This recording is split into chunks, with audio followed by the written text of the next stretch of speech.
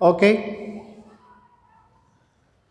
వ్యక్తిగత ఆవర్జ అనేది ఒక వ్యక్తి నుంచి రావాల్సిన మొత్తం తెలుసుకోవడానికి లేదా ఒక వ్యక్తికి ఇవ్వవలసిన మొత్తం తెలుసుకోవటానికి ఈ వ్యక్తిగత ఖాతా ఆవర్జ తయారు చేస్తాము. మరోసారినండి, ఒక వ్యక్తి నుంచి రావాల్సిన మొత్తాన్ని లేదా ఒక వ్యక్తికి ఇవ్వాల్సిన మొత్తాన్ని తెలుసుకోవడానికి మనం వ్యక్తిగత ఆవర్జ అనేది తయారు చేస్తాము. ఓకే, మరి వ్యక్తిగత ఆవర్జాలో వచ్చే అంశాలు ఏంటివి అంటే నుంచి రావాల్సిన మొత్తం లేదా ప్రారంభపు నిల్వ, అరువు అమ్మకాలు, సరుకు అమ్మకాలు కానీ లేదా ఆస్తుల అమ్మకాలు కానీ అరువు మీద చేసినట్లయితే అవి కూడా వస్తాయి. నగదు చెల్లింపు, ఏ వ్యక్తికైనా నగదు చెల్లించినట్లయితే అది కూడా వస్తుంది. చెక్కు జారీ చేయటం లేదా చెక్కు ద్వారా చెల్లింపు, ఇలాంటి సందర్భంలో కూడా మనకు డెబిట్ వైపున వస్తాయి వ్యవహారాలు. కొనుగోలు వాపసులు, కొన్న సరుకును వాపసు చేసినట్లయితే అలాంటి సందర్భంలో కూడా మనకు డెబిట్ వైపు రాయడం జరుగుతుంది. ఇక్కడ పదాలు అనేవి ఏమి వాడతారనేది ఒకసారి చూడండి. ఇక్కడ కు కానీ కీ కానీ వ్యవహారాలలో ఉన్నట్లయితే అంటే ఇందులో ఈ వ్యవహారానికి మనకు వర్తించదు. అరువుకు అమ్మకాలు, అరువుకు అమ్మిన సరుకు, కు అనే పదం ఉంటుంది కాబట్టి ఇందులో డెబిట్ వైపు రాయాలి. నగదుకు చెల్లింపు, నగదు ఎక్స్కు చెల్లించినది కీ అని కానీ ఉన్నట్లయితే ఇది కూడా వస్తుంది. చెక్కు ద్వారా చెల్లించినది ఎక్స్కు లేదా వైకి లేదా ఎవరికైనా ఒకవేళ వ్యక్తి పేరు ఉన్నట్లయితే కు కానీ కీ కానీ ఉన్నట్లయితే అలాంటి సందర్భంలో ఆ అంశాలు అనేవి డెబిట్ వైపున వస్తాయి. ఇది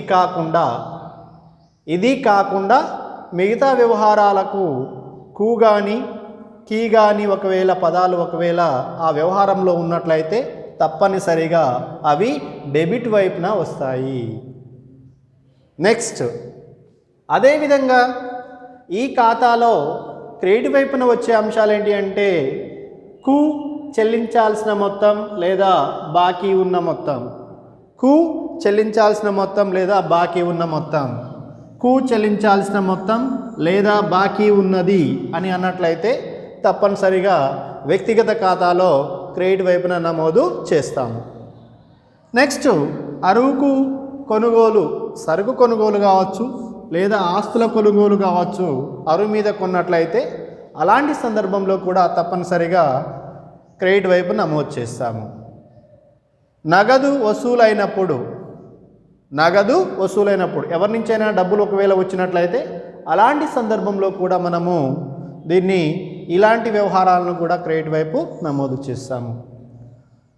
వచ్చిన చెక్కు లేదా చెక్కు ద్వారా వసూలు అంటే చెక్కు ద్వారా ఒకవేళ డబ్బులు వచ్చినట్లయితే అలాంటి సందర్భంలో కూడా తప్పనిసరిగా మనము ఇక్కడ క్రెడిట్ వైపు నమోదు చేస్తాము.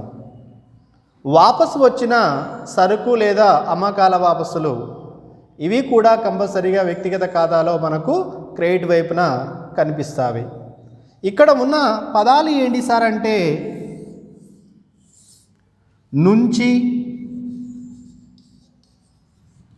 నుండి,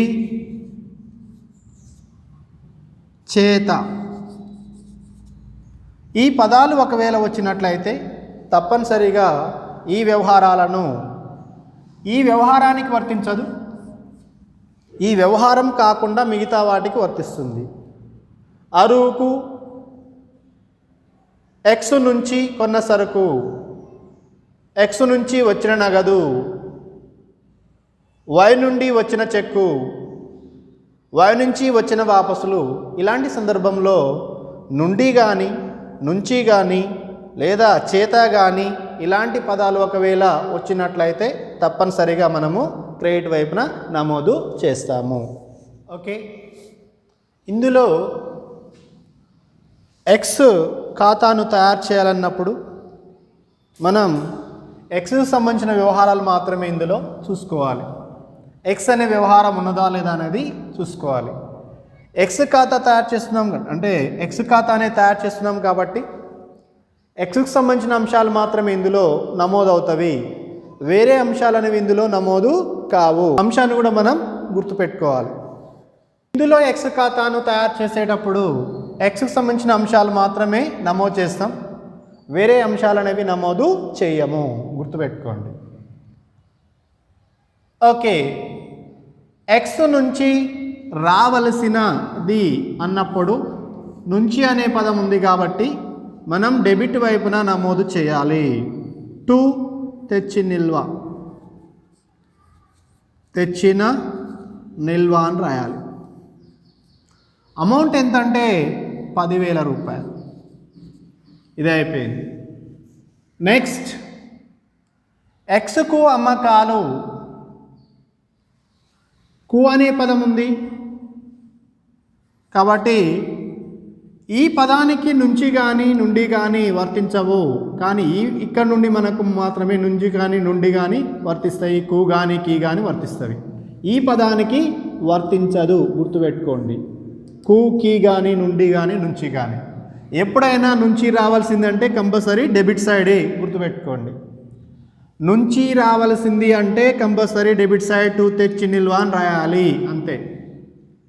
ఇక్కడ ఎక్స్కు అమ్మకాలు, కూకి అనే పదాలు ఉన్నప్పుడు కంపల్సరీ డెబిట్ వైపు రాయాలని చెప్పాను. ఎందుకంటే ఎక్స్ ప్రయోజనం పొందుతున్నాడు కాబట్టి ప్రయోజనం పొందిన వ్యక్తిని డెబిట్ చేస్తాం, కాబట్టి డెబిట్ వైపు రాయాలి. టు అమ్మకాల ఖాతా. అమౌంట్ ఎంతంటే 10,000 రూపాయలు. ఇదే అయిపోయింది. నెక్స్ట్, ఎక్స్ నుంచి కొనుగోలు అంటే ఈ సందర్భంలో ఏం చేస్తాడంటే ఎక్స్ అనేటోడు ప్రయోజనం ఇస్తున్నాడు, ప్రయోజనం ఇచ్చే వ్యక్తి కాబట్టి ఇటు సైడ్ రాయాలి. ఓకే, బై కొనుగోలు,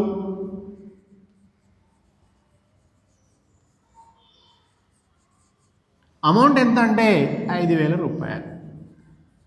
ఇక్కడ 2 సూత్రాలు పట్టి మనం వ్యక్తిగత ఖాతాను తయారు చేస్తాం. ఒకటి, ప్రయోజనం పొందుతున్నాడా ఇస్తున్నాడా. ప్రయోజనం పొందిన సందర్భంలో డెబిట్ వైపు రాస్తాం, ప్రయోజనం ఇచ్చే సందర్భంలో క్రెడిట్ వైపు రాస్తాం. ఇది ఒక సూత్రం. ఇంకో సూత్రం ఏంటంటే మనకిచ్చిన వ్యవహారాలలో నుండి, నుంచి, చేత, చే అనే పదాలు వచ్చినట్లయితే అలాంటి సందర్భాలలో ఇక్కడ వైపు నమోదు చేయాలి. ఒకవేళ మనకిచ్చిన పదాలలో కు కానీ కీ కానీ ఉన్నట్లయితే అలాంటి సందర్భంలో మనము డెబిట్ వైపు నమోదు చేస్తాము. చూడండి, ఇక్కడ ఎక్స్కు అనే పదం ఉంది కాబట్టి అమ్మకాలు ఇటు సైడ్ రాశాను. ఎక్స్ నుంచి అన్నాడు, నుంచి అనే పదం ఉంది కాబట్టి ఇటు సైడ్ రాశాను. ఇదొక సూత్రం. అంటే వ్యక్తిగత సూత్రం ప్రకారం మనం నమోదు చేయొచ్చు, లేదా పదాలలో ఉన్న అంశాలను బట్టి కూడా మనం నమోదు చేయొచ్చు. వ్యక్తిగత ఖాతా ప్రకారం అయితే ప్రయోజనం పొందిన వ్యక్తి డెబిట్ చేస్తాం, ప్రయోజనం ఇచ్చే వ్యక్తిని క్రెడిట్ చేస్తాం. ఒకవేళ పదాల పాయింట్ ఆఫ్ వ్యూలో పదాల విధంగా ఆలోచించినట్లయితే కు కానీ కీ కానీ ఉన్నట్లయితే డెబిట్ వైపు నమోదు చేస్తాము. ఇక్కడ కు ఉంది కాబట్టి డెబిట్ సైడ్ నమోదు చేస్తాను, నుంచి ఉంది కాబట్టి క్రెడిట్ సైడ్ నమోదు చేశాను. నెక్స్ట్, తర్వాత ఎక్స్ నుంచి వాపసులు. ఎక్స్ నుంచి వాపసులు అంటే ఏంటంటే ఇక్కడ అమ్మకాల వాపసులు. ఈ సందర్భంలో ఎక్స్ అనేవాడు ప్రయోజనం ఇస్తున్నాడు కాబట్టి ఇట్ సైడ్ నమోదు చేస్తాము. బై అమ్మకాల వాపసులు ఎంతంటే 100 రూపాయలు. నెక్స్ట్, ఎక్స్కు పంపిన వాపసులు అంటే ఈ సందర్భంలో ఎక్స్ అనేవాడు ప్రయోజనం పొందుతున్నాడు కాబట్టి టు కొనుగోలు వాపసుల ఖాతా. ఎంత అంటే అమౌంట్ 200 రూపాయలు. నెక్స్ట్ ఎక్స్కు చెల్లించినది. ఇలాంటి సందర్భంలో కూడా ప్రయోజనం పొందుతున్నారు కాబట్టి టు నగదు ఖాతా. ఎంతంటే 1000 రూపాయలు. నెక్స్ట్ ఎక్స్కు జారీ చేసిన చెక్కు. ఇలాంటి సందర్భంలో కూడా ప్రయోజనం పొందుతున్నారు కాబట్టి చెక్ అన్నప్పుడు ఎప్పుడైనా కూడా బ్యాంకు అనాలి, బ్యాంకు ఖాతా అని రాస్తాం. అమౌంట్ ఎంతంటే 2000 రూపాయలు. లాస్ట్ వన్ ఎక్స్ నుంచి వచ్చిన నగదు బై నగదు ఖాతా. ఈ సందర్భంలో ఏమవుతాడంటే ఎక్స్ ప్రయోజనం ఇస్తున్నాడు కాబట్టి క్రెడిట్ సైడ్ నమోదు చేస్తాము 3000 రూపాయలు. ఎటువైపు ఎక్కువగా ఉందో ఫస్ట్ టోటల్ చేయండి. ఎటువైపు 20,000, 23,200, 20,000, 23,200 రూపాయలు. సేమ్ అదే మొత్తాన్ని ఇటు సైడ్ వేస్తాం. 23,200 రూపాయలు. లాస్ట్ డేట్ ఏదైతుందో ఆ డేట్ నాడు, నేను ఇక్కడ లాస్ట్ డేట్ 8 అనుకుంటున్నాను, బై తేల్చిన నిల్వ 23,000కు 23,000 రూపాయలకి 300 రూపాయలు, 23,200 రూపాయలు మైనస్ 8,100 రూపాయలు. 0, 0, 1, 13 నుంచి 8 పోతే 5, 15,100 రూపాయలు ఏంటంటే మనకు తేల్చి నిల్వ అవుతుంది. 0, 0, 1, 13 నుంచి 8 పోతే 5, 1, 15,100 రూపాయలు. ఈ రెండింటి మధ్య ఉన్న నిల్వ ఏదైతే ఉందో, తేడా ఏదైతే ఉందో దాన్ని ఈ ఖాతాలో ఎటువైపు తక్కువగా వస్తుందో అటువైపు తేల్చిన నిల్వ అని చూపిస్తాము. అంటే ఈ ఖాతాలో డెబిట్ వైపు ఎక్కువగా ఉంది, క్రెడిట్ వైపు తక్కువగా ఉంది కాబట్టి ఈ నిల్వను కూడా, తేడాను కూడా ఎక్కడ చూపిస్తామంటే మనం తక్కువ ఉన్న సైడ్ చూపిస్తాం. 15,100 రూపాయలు. ఇది ఏం లేదు, డెబిట్ టోటల్కి క్రెడిట్ టోటల్కి, డెబిట్ మొత్తానికి క్రెడిట్ మొత్తానికి మధ్య ఉన్న తేడానే తేల్చిన నిల్వ అంటాం. ఇది వ్యక్తిగత ఖాతా. వ్యక్తిగత ఖాతా తయారు చేసేటప్పుడు 2 సూత్రాలను మీరు అప్లై చేయాలి లేదా అన్వయించాలి. ఒకటి, వ్యక్తిగత ఖాతా ప్రకారం ప్రయోజనం పొందే వ్యక్తిని ఏ సందర్భాల్లోనైతే ప్రయోజనం పొందుతున్నాడో అలాంటి సందర్భాలలో ఆ సందర్భాలను డెబిట్ వైపు నమోదు చేయండి. ఏ సందర్భాల్లోనైతే ప్రయోజనం ఇస్తున్నాడో అలాంటి సందర్భాలను క్రెడిట్ వైపు నమోదు చేయండి. మరొకసారినండి, ఇక్కడ నుంచి కానీ చెల్లించాల్సింది కానీ బాకీ ఉన్న మొత్తం అంటే ప్రారంభపు నిల్వ, గతంలో ఇవ్వవలసింది కావచ్చు, గతంలో రావాల్సింది కావచ్చు, దాన్ని ప్రారంభపు నిల్వ అంటాం. ఇక్కడ నుంచి రావాల్సింది ఒకవేళ ఉన్నట్లయితే తప్పనిసరిగా ఆ ఖాతాలో డెబిట్ వైపున టు తెచ్చిన నిల్వ అని చూపించాలి. నెక్స్ట్, ఈ సందర్భంలో ఎక్స్ అనేటోడు ప్రయోజనం పొందుతున్నాడు కాబట్టి టు అమ్మకాల ఖాతా అని రాశాను. ఈ సందర్భంలో ఎక్స్ ప్రయోజనం ఇస్తున్నాడు కాబట్టి కొనుగోలు ఖాతా అని రాశాను. ఈ సందర్భంలో ప్రయోజనం ఇస్తున్నాడు కాబట్టి అమ్మకాల వాపసుల ఖాతా అని రాశాను. అమ్మకాల వాపసుల ఖాతా అని రాశాను. నెక్స్ట్, ఈ సందర్భంలో ప్రయోజనం పొందుతున్నాడు కాబట్టి కొనుగోలు వాపసుల ఖాతా అని రాశాను. ఈ సందర్భంలో ప్రయోజనం ఇస్తున్నాడు కాబట్టి ఇటువైపు రాశాను టు నగదు ఖాతా. ఈ సందర్భంలో ప్రయోజనం ఇస్తున్నాడు కాబట్టి ఇటువైపు రాశాను. ఓకేనా? ప్రయోజనం